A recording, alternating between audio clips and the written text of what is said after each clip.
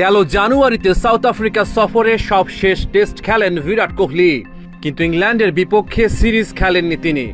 প্রায় ৮ মাসের বিরতি, বাংলাদেশের বিপক্ষে সিরিজ দিয়ে আবারও টেস্ট দলে ফিরছেন কোহলি। দীর্ঘদিন ৫ দিনের ক্রিকেট খেলেননি, টাইগারদের বিপক্ষে ছন্দ খুঁজে পাবেন কি? এত দীর্ঘ বিরতির পর টেস্ট ফরম্যাটে মাঠে ফিরে পারফর্ম করা যে কোনো ক্রিকেটারের জন্যই চ্যালেঞ্জিং হতে পারে, এমনকি বিরাট কোহলির মতো অভিজ্ঞ খেলোয়াড়ের জন্য। কিন্তু বাংলাদেশ সিরিজে পাকিস্তানের সাবেক ক্রিকেটার বাসিত আলীর বাজির ঘোড়া কোহলি। বাংলাদেশের বিপক্ষে বিনা ম্যাচ প্র্যাকটিসে নামলেও বড় সেঞ্চুরি এবং ডাবল সেঞ্চুরিও করতে পারেন বিরাট কোহলি, মনে করেন পাকিস্তানের সাবেক ক্রিকেটার বাসিত আলী।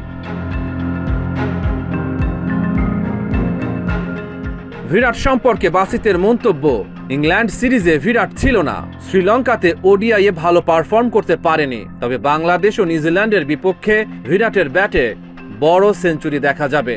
সেটা ১১০ কিংবা ১১৫ নয়, হয়তো ডাবল সেঞ্চুরিও দেখা যাবে। টেস্ট ক্যারিয়ারে কোহলির রয়েছে ৭টি ডাবল সেঞ্চুরি। টেস্ট ইতিহাসে সর্বোচ্চ ডাবল সেঞ্চুরির তালিকায় ইংল্যান্ডের কিংবদন্তি ওয়ালি হ্যামন্ডের সঙ্গে যৌথভাবে চতুর্থ তিনি। ৯টি ডাবল সেঞ্চুরি নিয়ে তৃতীয় ক্যারিবিয়ান কিংবদন্তি ব্রায়ান লারা, ১১ ডাবল সেঞ্চুরি নিয়ে দ্বিতীয় শ্রীলঙ্কান কিংবদন্তি কুমার সাঙ্গাকারা, অস্ট্রেলিয়ান কিংবদন্তি ডন ব্র্যাডম্যান ১২ ডাবল সেঞ্চুরি নিয়ে সবার উপরে। বাংলাদেশের বিপক্ষে ৬ টেস্টে মোট ৪৩৭ রান করেছেন বিরাট।